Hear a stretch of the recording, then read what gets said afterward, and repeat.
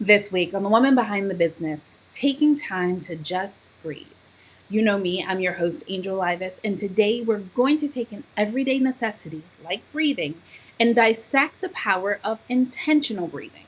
For some, meditation is a daily routine that keeps individuals centered and focused. However, there are folks like me that find meditation to be more of a daunting task that begins and ends with uncertainty and questions like, am I even doing this right?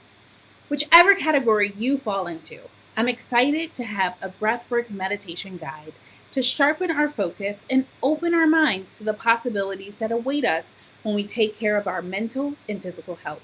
Joining me today is Pilates instructor and breathing guide expert, Shauna Bryant. Welcome to the show, Shauna. Hi. Shauna, you are a full time Pilates instructor. When did you realize that you had a passion for health and wellness, like that whole industry? Yeah. I've been a Pilates instructor for the last I think 12-ish years, and I was doing research for a like to open a studio, and I kept seeing breath work on schedules in LA. I kept seeing it in schedules in New York. I live in DC. I'm from LA. And I kept seeing it, but I never got to try any of the classes. But I just started to kind of think about like what breath work was, and I started to do some research on it.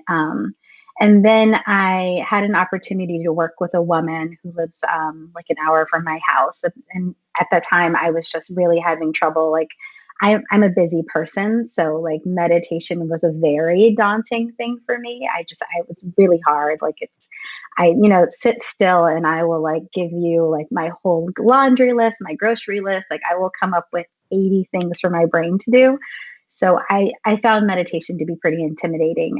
But I did a meditation training just for like a how I could personally meditate, and not a lot of it stuck. But I recognized that my clients, my Pilates clients, when they'd come in, if I could just have them sit still for a second and take a couple deep breaths, it made their entire mood change. Like they just completely just relaxed and disarmed. Considering, we're in DC, there's traffic, there's kids, there's jobs, like there's so much going on. Just to get them to just pause for a second and take a couple deep breaths in was a game changer. So I was like, okay, there must be something to this breathwork thing, right? I just kept remembering the name.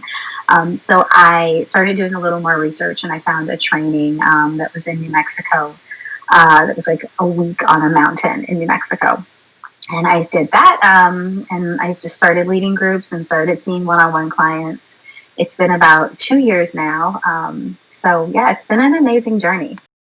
Loving it. Like, I've gotten to meet people of all different walks of life, all different spiritualities. And yeah, at the end of the day, like, breathing is really, really one of our most basic needs, but it's also really accessible, right? Like, you don't need special tools or a special thing for it, which is something that I especially love because it means that pretty much anyone can do it anywhere, right? Right. Now, so let me ask you this. With that, like, when did you realize your passion in the health and wellness industry? I think, when did I realize my passion? That's such a tough question for me. So I've always been athletic. I was like a gymnast as a little kid. I went to a teeny tiny private school, which is important to state when I tell you I like was on the basketball team, the volleyball team, I was on soccer. Like, it's not So you were that it. You were impressive. our star athlete. Like, you did Yeah, but everything. there was like 60 people at my high school. Like, it's not an impressive thing to claim that. But yeah, I've always been active.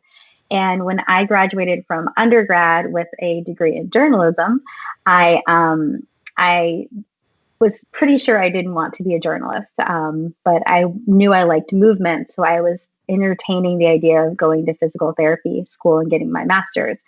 And I was just calling around. This is like before you could go online and look at these things. I was calling places because in order to go at that time, I don't know what it is now, but in order to go and get my degree in physical therapy, you had to have like 500 volunteer hours or something like that. So I was just calling around and asking people if they would hire me. And this woman was like, this industry is changing.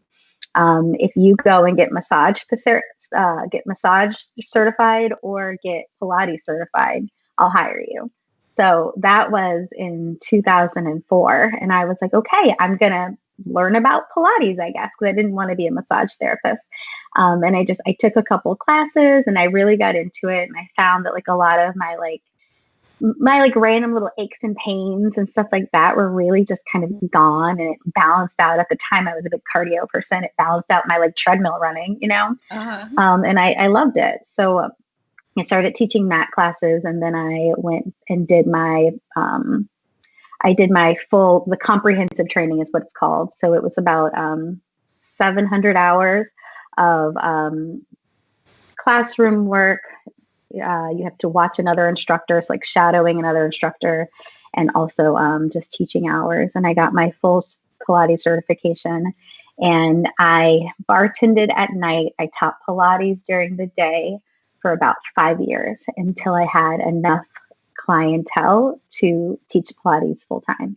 Wow. And yeah, and then I've been self-employed for the last 10-ish years. Mhm. Yep. And then, yeah, now breath work. So it's kind of evolved a little bit, but I think just helping people live their normal lives, helping people to, I guess, helping people to do things that we take for granted, right? Most of the time, especially with Pilates, like it is about strength training, but it's about like most of my clients being able to get in and out of bed, being able to touch their toes. And it's funny is that we all think about that as like an elderly thing, but it's not. There are like plenty of like 30 somethings that can't touch their toes anymore, BNAs. So yeah, that's it. That's, I think, right. Did I Yeah. answer your question? So wait, so with Pilates, is it different than being like a regular like fitness instructor? Like is it something special about Pilates? Um, there is a lot of training that goes into Pilates. I will say that. I think that's the biggest difference I can think about. Like if I've done like other certifications, um, like a spin certification or something that's maybe a weekend, whereas Pilates takes like a year. So, Hmm. and not that everyone in fitness isn't constantly learning, but I think that's one of the bigger deals. And then with Pilates, the style that I teach, it's done on equipment. I don't know if you've seen any of them, like the reformers and the Cadillacs and the Lunda chairs. So there's a little bit more like body manipulation that goes on. But essentially, I talk for a living. I stand, I talk, I stand, I tell people what to do. That's literally it. Like, I don't, everyone always jokes with fitness. They're like, oh my God, you must be in great shape. You just work out all day. I'm like, no, no, I stand and I talk. That's what I do. I Now, analyze, I talk more. when would you say you realized that you wanted to be an entrepreneur?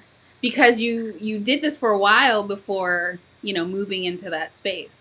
I did. I think I've always been a self-starter. I think even like when I was like in high school, I like was like on the sales floor selling like, ski attire at like 17. Like I think I've always enjoyed working for myself. And now at this point, it's weird. I got a job teaching for another instructor at her studio in Capitol Hill.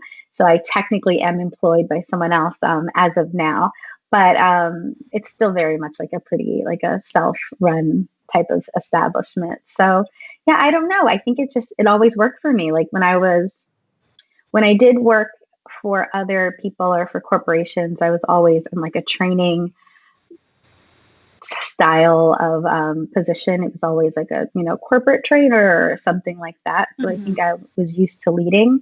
And then the idea of not having to have any employees, which is Mm-hmm. really a tough time.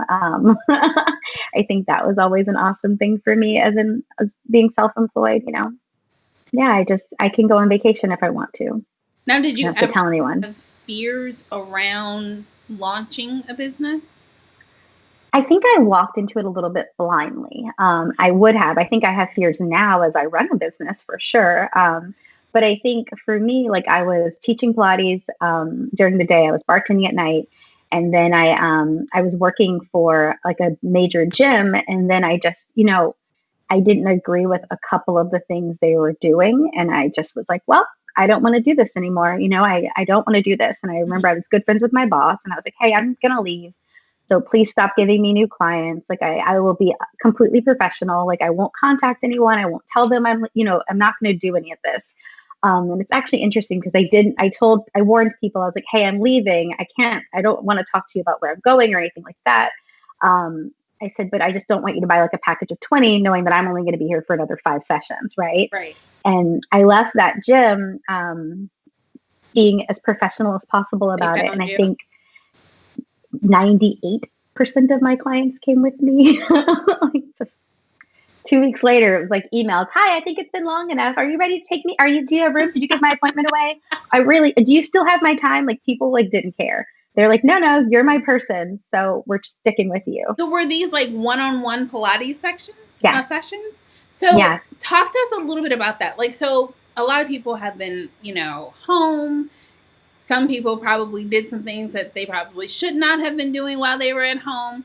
What are some Right. things that we can do to get summer ready, even though Oof. summer's here? Yeah. Okay. So there are a lot of, one of the silver linings of this entire thing, according to me, is that there are amazing fitness instructors online who would have never been online. People who swore they were never going online are online. A lot of them are pricey, a lot of them are free. So I guess just kind of depending on like what your level of what you're willing to invest, you can really get some awesome workouts at home. And even then, like I think the difference of like following someone online versus just doing it on your own is they do tend to cue a little bit differently for that. Like they can still look through the camera and see you. So, I think it's a little bit safer than just working out on your own. And also, I think it's just like and this is for me, I just think like the guilt of it. I'm like, oh, if they saw me sign in, I've got to tough it out for this full hour. I think it's easy to be at home and get distracted. You're like in a plank, like, God, I should have vacuumed. Like, what have I been doing? It's easy. It's really easy to like go get a glass of water and like accidentally look at your phone. And now you're returning emails instead of doing your workout. So Exactly. there's definitely a benefit to joining classes online. Like I've never been an online fitness person and I'm really enjoying the classes I've been taking, like just dance classes and, things that maybe I wouldn't have been that comfortable with, like a dance class in a group, but if I'm in my apartment, who cares, right? Right. I can just jam out to like, And so like to hip hop, whatever. where do you go for your like virtual classes? So I really like 305 Fitness. They have free classes on YouTube, actually, led by I think like the person who started 305, and that's like an awesome like just hip hop dance type workout. The thing I'm addicted to, which is where people I was talking about who they're never online and now they're online, is the class by Taryn Toomey. It's this workout that's part like moving meditation with squats and like a lot of just like kind of body movement. It's wonderful. I really like it.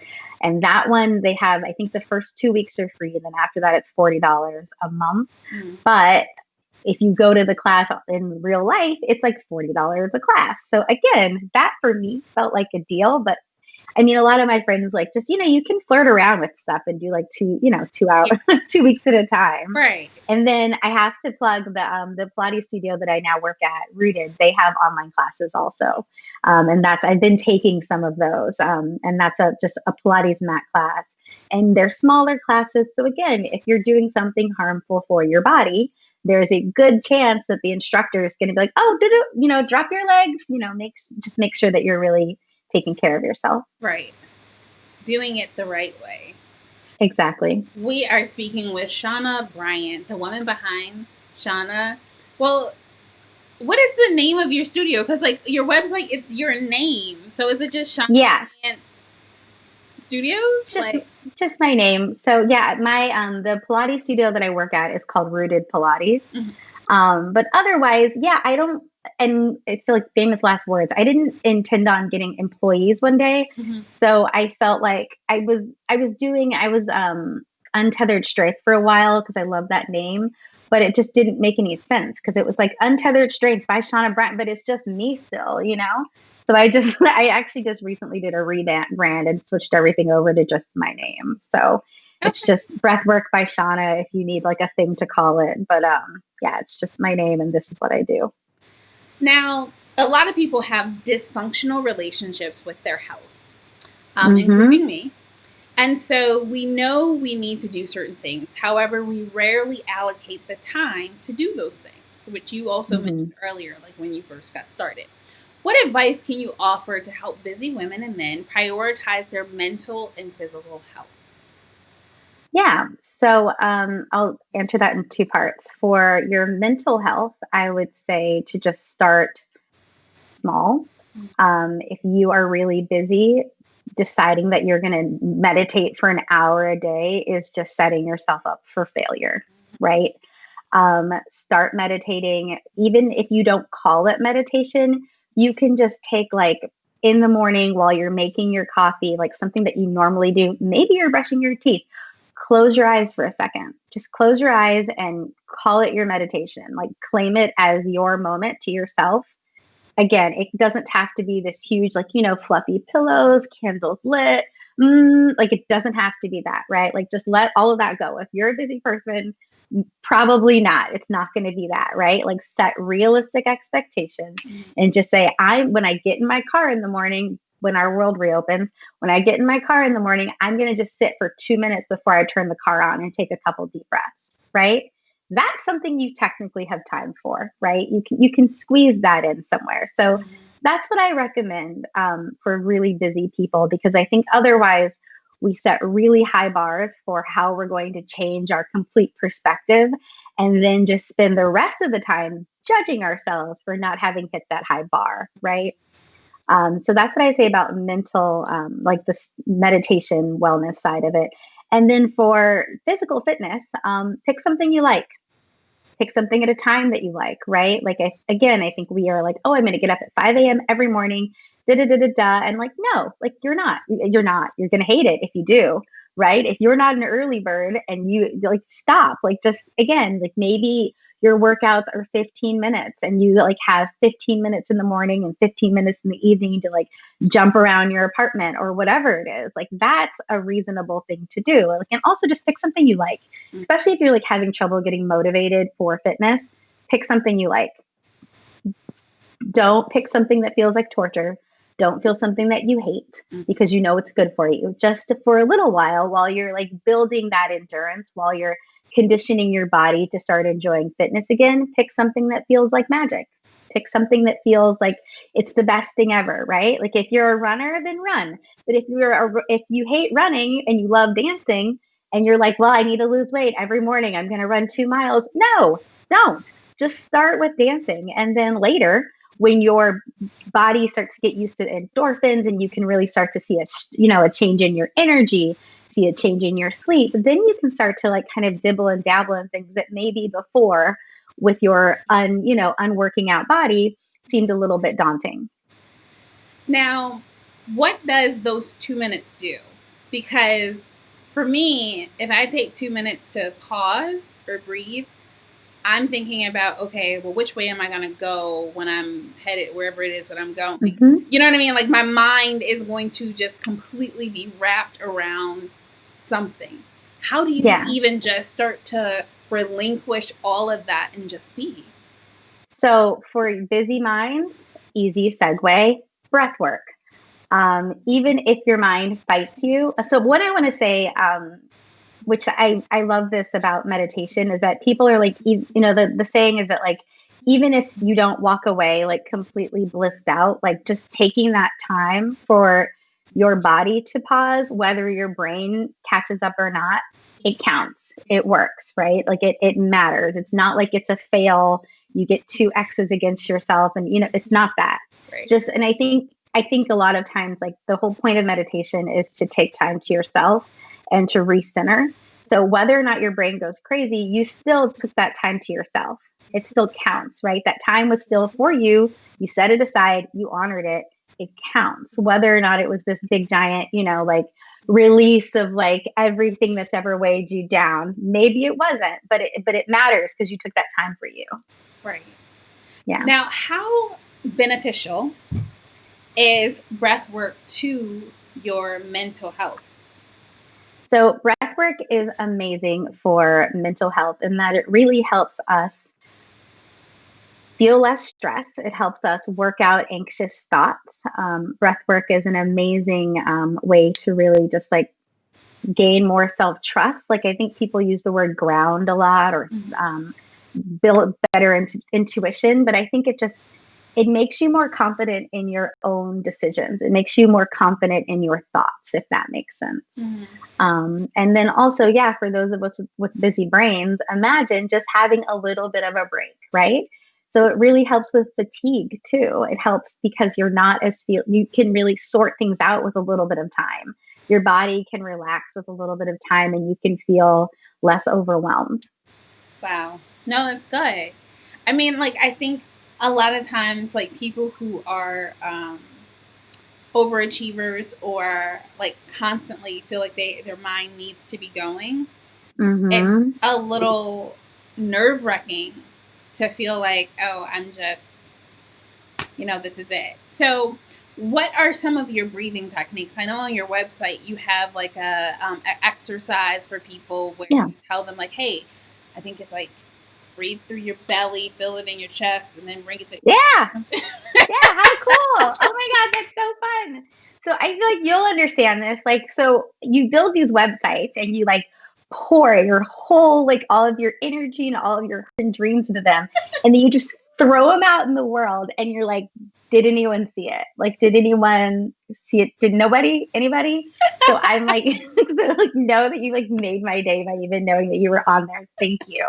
But yeah, so there's a couple different types of breathing. There's lots of styles of breath work. But the two things that I recommend, box breathing is a really good one. Just if you're in like a situation where you need to calm down, where you really feel a big sense of overwhelm. Mm. And box breathing, it's and depends on the count on this. So know that you can pretty much pick your own path, but it's where you breathe in for a certain amount of time, you hold for the same amount of time, and you send your air out for the same amount of time. So can we do a So quick let's exercise? call it, yeah, Can you let's call teach it me? 4 seconds. Of course. So press your floor, Hey. sit up nice and tall. And I even wore my work clothes just for you because I normally don't. Nice. Oh, I'm in part workout clothes. I'm in my like I dressed up for you. So there we are. We both do our best to show up, right? Okay, so you can keep your eyes open or closed, but essentially you're just going to take a big breath in and let your breath come in for 4 seconds. So breathe in for one, Oh wait. two, you want to start over? Okay, breath in, exhale, and then breathe in for 4, 3, 2, and hold your breath for 4, 3, 2, 1. Release slowly. 4, 3, 2, and 1. And then again, in for 4, 3, 2, 1. Hold 4, 3, 2, and release for 4, 3, 2, and 1. So even something that simple, harder to make your list in your head, right? Yeah, because you got to focus. Exactly. And Focus that's on the breathing whole right. point. That's the whole point of breath work is that it gives your brain something to do. If you imagine there's like a little kid who's just like running around and you give him a ball and you're like, go sit over there, that'll buy you some time. Yeah. Maybe not hours, but it'll definitely buy you a little square of time Right. so that you can have a little bit of time to do whatever you need. And it's the same thing, like the breath busies your brain so that your body can relax, so that your body can release, so that your body can feel. Now I've noticed, like right now, everybody is kind of on a high. People have been stuck in the house. Um, the state of our nation is just everything's just kind of like crazy. As it relates to children, though, I feel like things for them are still very trying and they are adjusting because they've been home from school. They've had to deal with Yeah. their parents instead of their teachers. Can you do these exercises with your kids? Or do you have suggested exercises with kids to help them calm down and especially if they're anxious children? Yeah, so it's funny. I did a workshop for one of the schools here in DC, and it was insane because I don't think we're that old, but like I was in the classroom and I was like, how many people have tried meditation? All hands went up, and I was like, seriously?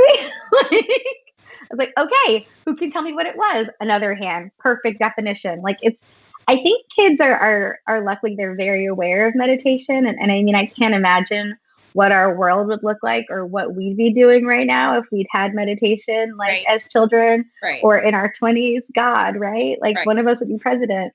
So like the world would be at our fingertips. Right.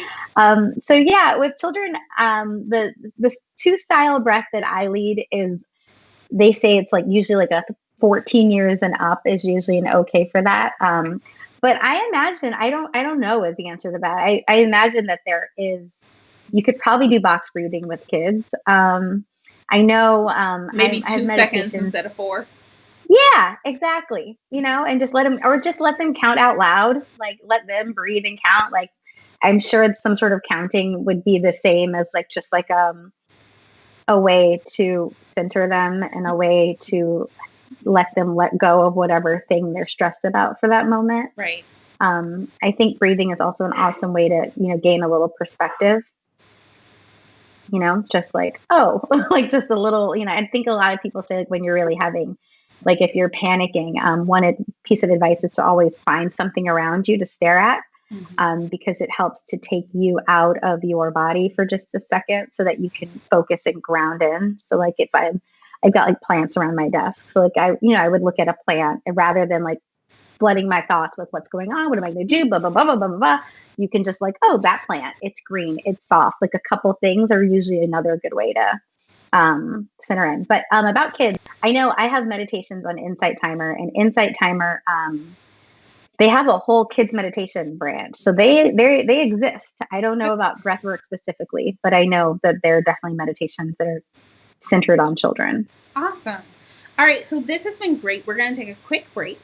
And Mm-hmm. when we come back, I would love for you to do some like more breathing techniques, because I think it's really Yeah. important to have these options available, because a lot of people, I don't think, really realize that it's a thing and there are specialists or guides to help you Right. maneuver and learn how to take control and be intentional with your breath. Right. And I have a point on that also. I'll make a note of it. Okay. Well, when we come back, we're going to hear that.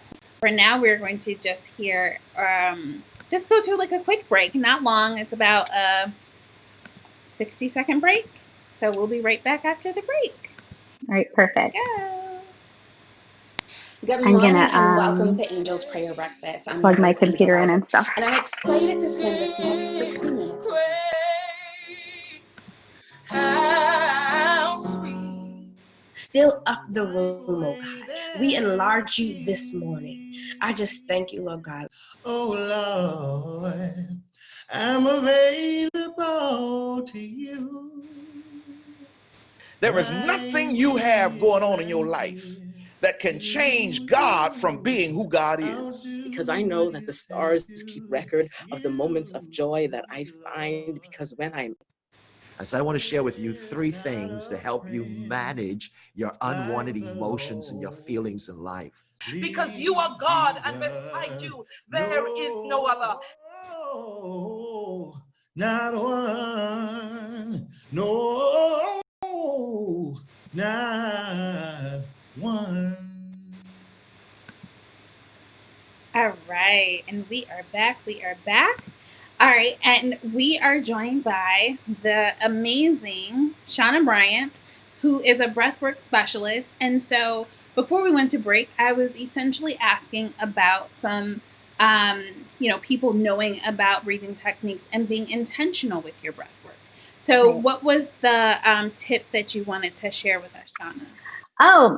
So I have been in 2 groups in the last week. I led one group, and then I was part of another. Participated in another person's like online meditation, and both times, someone commented at the end that they had never found a breathwork guide who was a person of color. They thought that breathwork was only led by white women, which there are a lot of breathwork guides who are white women. But when you were like, people don't know about it, I was like, one, they don't know about it, but they don't know that we're here.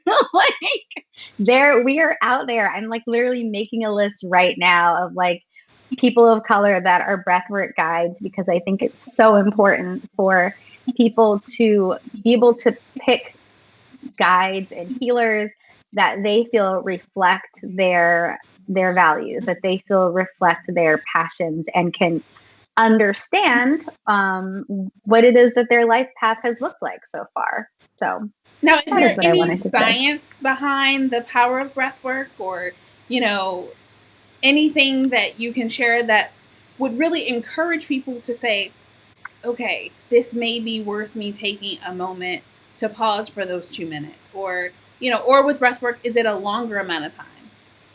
So if you go to a breathwork guide, or if you come to like one of my virtual groups, our breathwork is usually about an hour. We talk for about 10 to 15 minutes. People can share what's been going on with them. If people are working it with a specific intention, and that's something simple, usually like, I would like to be more patient, or, you know, I would, I want to love myself more. I want to make better decisions for my health, for example, right? We usually will set those in the beginning. And then the breath work itself is usually about 40 minutes. And that is 32-ish minutes. And this ranges from different instructors. But it's about 32 minutes of the active breath. And then there's kind of like a shavasana, or like a part of rest afterwards, where most people are pretty blissed out by that point. So they just kind of like relax and enjoy like kind of some of the hard work that they've put in. Now, what does it typically consist of? Like, I've been to your site. I know that you're like, Yeah. okay, and you have such a calming voice. Okay, now rest. Lay back. You know, so to walk us through what that process is like. So we would do the 2-part breath, and I'm going to show you that in a bit. But yeah, it's a 2-part breath that helps to relax the mind. It helps helps us be more connected to our bodies, more connected to our feelings. It helps us be more present in the moment. So essentially, Shauna, can I ask a question? Okay, yeah. so you keep saying this whole connected to your feelings. Mm-hmm. I'm probably extremely disconnected from my feelings. So why do we want to be connected to our feelings so much? Because you keep saying it. And I'm like, Well, yeah. So, I mean, I think especially as women, especially as Black women in this world, we have lived in an environment where it's not appropriate for us to feel, if not for our safety, if not for our jobs, if not for having to be strong for relatives. And I think not physically feeling it, not thinking about your emotions, doesn't mean they're not there. right. It just means that you are stacking them, packing them somewhere in your brain, somewhere in your body. I have a friend who always talks about being really chronically stressed as a teenager. And by the time she was in her 20s, she had like this extremely hard, like pain in her neck. And when she finally went to the doctor, they're like, well, were you in a car accident? You had extreme whiplash. And she's like, I've never been in a car accident. But it's just because of the stress she was holding in her body. So that is what I mean, feel your feelings. A lot of times with breath work, people do cry. People do feel like and I think you have to like kind of feel it to release it. You know, think about it that way. Like if there's sadness or if there's happiness, like and things, anything that we've pushed down and been like, not today, and then just waited 4 years later, Yeah. that happens a lot, right? Yeah. And so, yeah, I think it's important to just kind of let some of that go. Like there are tons of studies about chronic stress and how it can manifest in the body in sickness and in all sorts of ways. But also, not being able to feel your feelings means that you're not feeling all the good stuff either, right? You don't just get to pick and choose what. Yeah, it's sorry to just go there, but like seriously, it's like imagine having no palate, right? You're like, well, I don't like sour foods, so I want to have no palate at all. You take away everything else. That means you can't taste sweet or salty or anything else. Like when you mask your emotions, you mask everything. It means that you stop feeling anything fully. So addressing emotions and being able to feel them in a place that's safe, in a place in an environment that's going to be loving regardless, can be a really powerful point of growth for people. Interesting. That's very, very interesting, and a very interesting perspective. Now you got me scared to sit up here and do this like little 1-2 thing. Like, if I start bawling in the middle of the show. It's so for shorter breathwork sessions, you just get like the usually without a lot of the like, the sobbing. I won't make any promises, but I am ready.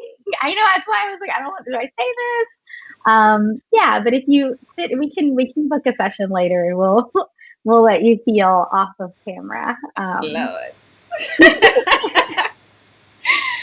All right, so teach me the 2-part. What's it called?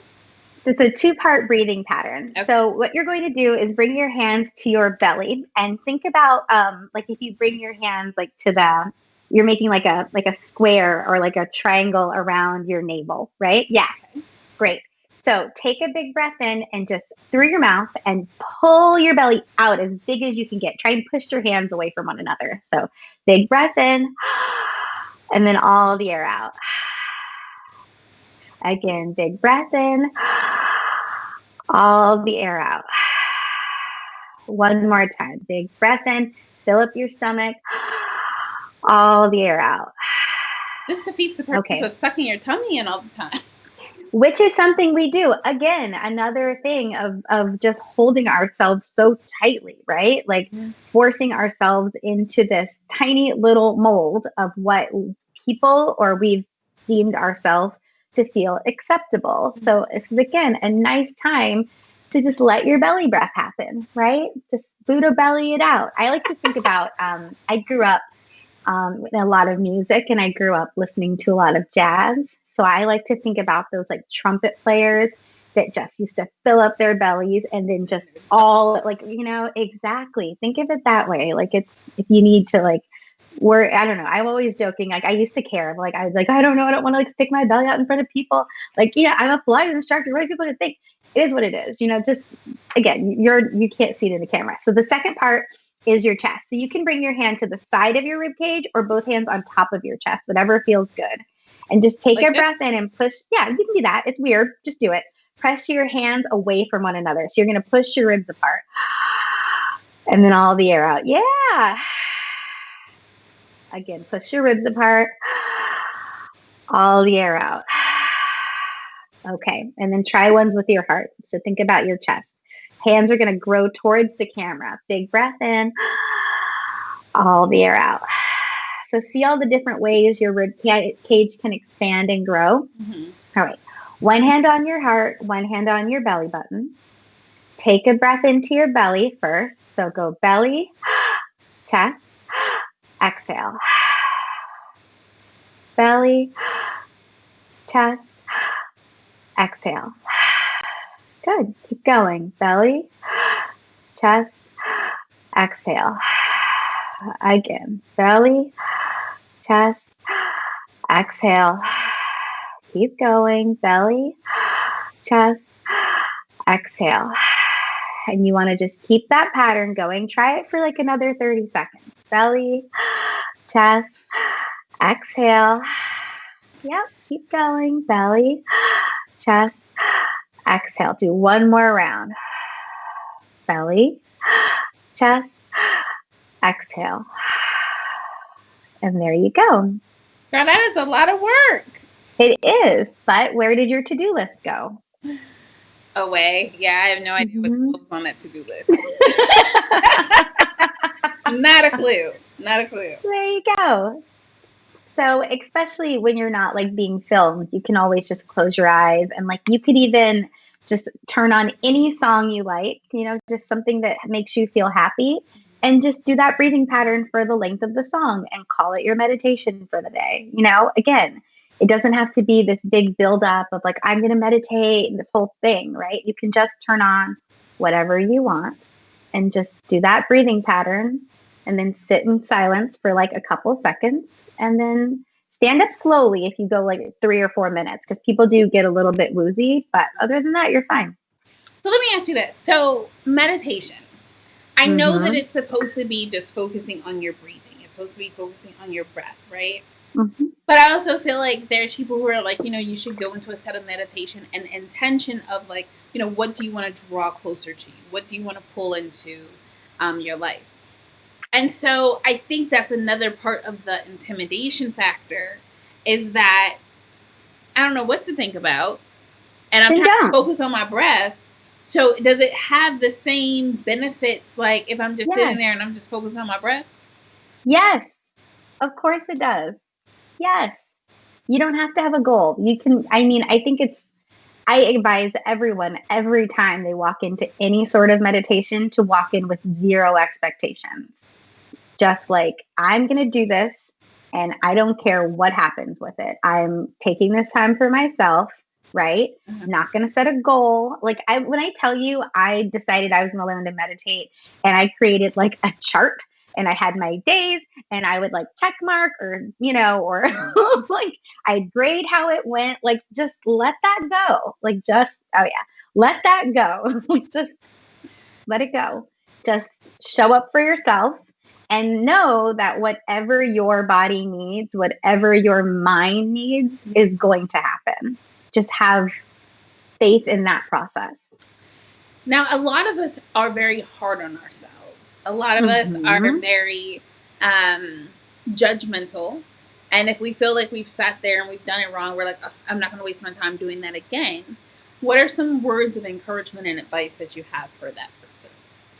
Yeah, I mean, if you're doing it, then if you're doing it, if you called yourself meditating for 2 minutes, then you meditated. That's it. Like it's like I think you just have to one, know that meditation, especially in the beginning, you're not gonna walk away feeling like you're like doing backflips and flipping flower beds or anything like that. Like I think one, you have to give it some time, right? Maybe give it a week and see how you feel rather than just a one and done. And I think that's most things in life, right? Like very few things short of like cupcakes are just amazing from the first freaking step, right?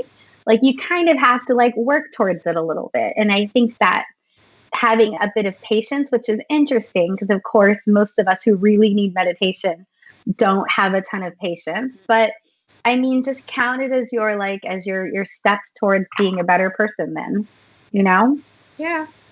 Yeah, because and then I mean, especially like high achievers, it's like, okay, well, I need to. What are my results? Where's my ROI? Yeah. And right. even that, like, how do you know? Like, oh, this is the benefit of it. Like, will you start to feel differently? You're gonna start to feel better. And I think maybe if you can, I hesitate to say this because I know how busy people are, but I would maybe like jot down a couple things after you meditate. I think something that was really interesting for me is that, and I'm a fairly high strung person. When I first started meditating, I remember going really somewhere like getting food or just some situation where this person was being really like, oh, who cares what you think? Oh, we'll get your food whenever you want. Whereas usually that would have sent me way over the edge, just way. And not like I'm not that person who's going to like start yelling and all this, but like I would have been like inwardly so mad, like, how dare them? They're wasting my time, blah, blah, blah. But I was like, oh, well, okay, I guess it'll be ready when it's time. And I was like, what? You had to do a double take to you. Yeah, like, whose thought was that? What do you mean I don't care? So I mean, I think with meditation, you have to take these little tiny victories, right? Like little moments where you maybe would have blown your horn at someone, but you're like, screw it, I'm not in that big of a rush. Like count that as a win, right? Like I think that's something you have to start doing. It's just being cognizant of thoughts and of your reaction to outside stimulus and noticing if that's changed at all. Okay. Now, this is my last question, and then we're going to go into our featured segment, which is called Moments from the Valley. But how much time should you actually allocate to working out? There's like a statistic about this, like from the CDC or someone about, I think like active adults, it's something like 35 minutes, like 20 minutes of cardio. Yeah, I think like 5 days a week. It's like 35 minutes. I can't sugar. I should know that statistic, but No, it's it's something okay. along It's those okay. lines. It's okay. Because that's way more than, yeah. What I, But that could be a walk. That, it doesn't have to be right, heart pumping stuff. Like that could be a brisk walk outside, right. right? You can, if you're a multitasker, you could technically take a call and be on that walk. Like, it doesn't have to be, it's not like meditation where you need to just sit Focus. and pause. Yeah. Yeah. You can listen to your podcast, you could do show research. There's all sorts of stuff you can do while you're moving your body, right? There's no rule that says you have to do it sitting down. Just make sure that if you're walking, obviously it's something you're listening to. Just like don't walk and read a book, right? Because that's Be safe. yeah, be safe, be smart. But yeah, I think it's like 20 to 35 minutes a day for adults. I think that's the I think thing. it sounds reasonable. Yeah. And the funny thing is like, I just came off of this meditation challenge. It was a 21 Oh, really? meditation challenge. How did it go? You weren't going to start with that? No, girl, no. Because I felt like I failed. Like, so I'm like that person. Like, I see. And so the great thing was, like, it was like a Deepak Chopra 21-day meditation challenge. Mm-hmm. And so you're listening to him and he's talking to you. And then, like, there's, like, a journaling part of it, which Mm-hmm. helps you kind of, like, stimulate your mind as to, okay, this is what I'm kind of going to be focused on. Yeah. And then from there, the whole thing was about 15 minutes, like, of the audio. And then, like I said, the extra part was, like, the writing. So I would say maybe 30 minutes, right? Okay. That's quite a commitment. Exactly. So hence Mm-hmm. the challenge. And I'm, like, I'm a competitor. So I'm like, okay, I'm not going to start something and not finish it. So I'm going to finish this. So I feel like it's one of those things, like, if it's a challenge, I think high achievers, we have that, we know when this is going to end. Mm-hmm. I just got to make it to that end date. And so now that it's over, it's like, oh, well, maybe I need a new challenge. Like, how can I challenge myself to keep going? How were the meditations for you? How did you feel before and after them? So I thought they were pretty good. Like, I would say, like, before, and of course, a lot going on in everybody's life. Mm-hmm. But after the meditations, I would just be like, oh, okay. Like, okay, cool. Like, but I would do Yeah. them like 2 o'clock in the morning. Like, I'm a very, I'm up Oh my God. very late. Okay. So, like, afterwards, I would kind of go to bed, which kind of probably defeated the purpose. I think Yeah. it probably would have been better in the morning. No. It was fine. Okay. Yeah, maybe it helped you rest more soundly. You never know. Yeah. Like, yeah, because I really don't know. Yeah. So, yeah. So, I've done it. It's just a matter of, like, was that right? Yeah. No, it was right. Okay. Yeah. I think with meditation especially, it's hard for people because there's not always the tangible, right? There's not always like and then yesterday, I was a completely normal whatever it is you're trying to work through, it was fixed, right? Right. I think, I think that's what makes meditation hard. But yeah, I don't know. If you did it, you did it. If you did it, it counts. I did it. Yeah. I did it for 21 days too. So, Oh my goodness. Bravo. So I'm actually proud of myself. But yeah, so thank you so much for sharing this information and for sharing I feel like this is such a piece of who you are. Yeah. And so it definitely came across in this conversation. But now it's time for our Moments from the Valley. Now, I know you're probably like, I don't know what that is, but our Moments from the Valley is where we would like to know a place and time where you did not know how you were going to make it out of a particular situation. So we would like to know what that situation was, how you made it out, and then what was waiting for you on the other side. Oh, okay. So I think I mentioned this earlier, but I really wanted to open my own business. I'm self-employed, but I wanted like a brick and mortar. I wanted a Pilates studio, which in DC that's hard, just because the bottom line's hard, right? With retail space. So I ended up opening I opened like a mini studio in the back room of this gym. and I like painted it, and all my friends were there, and I had a whole opening ceremony. We did a meditation, and it was this big deal, and it's something I'd been working on forever. And I launched my class schedule, and it just like didn't work. Like it just didn't take off at all. Like all of my dreams, it just didn't work. And hindsight's funny about that because I now see a lot of reasons why it didn't work, but because it didn't work, because I was I think I ran the classes for like 2 months, and then I was like, forget it, I'm just going to teach one-on-one Pilates again and just go back to what I know best. But that, because I had that free time, because I wasn't running a busy successful studio, I had time to go to breathwork training that spring. And there's no way I'd have been at breathwork training if I had a bustling studio. If I'd had what I thought was my dream, I would have never made it to training. I wouldn't have had the time. I wouldn't have been able to take a week off to go to New Mexico. So, wow. Yeah.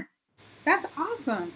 I always love how something where we feel like we're in the valley and we feel like we're in this very low and dark space, and sometimes we feel like we failed, or it feels like, we're just alone. And then there's something so beautiful that comes out of it, and we really see that valley was necessary for us to get to where we were destined to be. So absolutely, thank you so much for sharing that with us. And it's been great having you. Can you share some social media information so people can get in contact with you?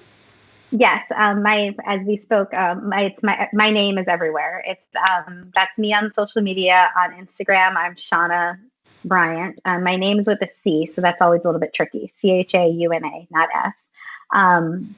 But yeah, and that on social media, that's my website name. If you need to email me, that's me on Gmail. And I've been doing virtual groups, usually like once or twice a week.